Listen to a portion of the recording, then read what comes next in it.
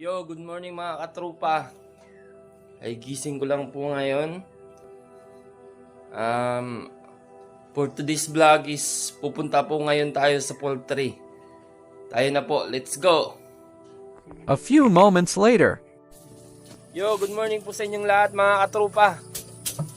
Nandito po ako ngayon sa aming poultry, sa aming asosasyon. Nandito po yung aming president na si Jerome Galuno. Takang di ka mo ka. Ang kumaniwala dyan, loko-loko yan. Hindi, nagbibiro lang po yan. Oink, Yan po oink, yung oink. malaga niyang big at saka baboy. Asa, huwag kumaniwala dyan. Nandun pa po yung poultry namin, hindi pa po bukas. Ipapakita ko po sa inyo. Sige po, mamaya po. Sa inyo. Sige po, mamaya po. Tagal magbukas. Ito pa po, yung president namin, ang tagal eh. Ay doon ha, Ingay-ingay pa rin. huwag kang maniwala dyan. Maglilinis lang kami ng mga ipot ng mga manok. Tagal-tagal pa. Huwag kang maniwala dyan. Kulang sa kain lang yan. Naglilinis siya ng kanyang mga alagang baboy. Doon ha.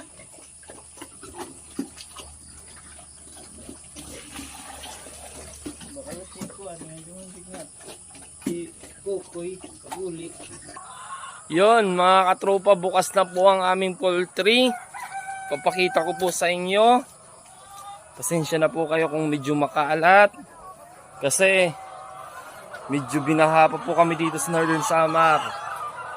Ayan po yung aming mga manok oh. Ito po yung mga layer namin na magdadalawang taon na po. Pasensya na po kayo, maingay. Ayan po. Mamaya pa po yan mga itlog.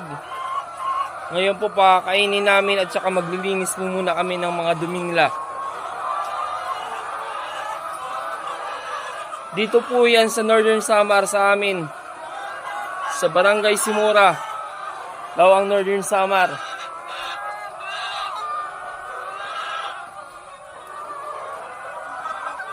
Yan po yan. Magdadalawang taon na po yan sa aming asosasyon sa farmers.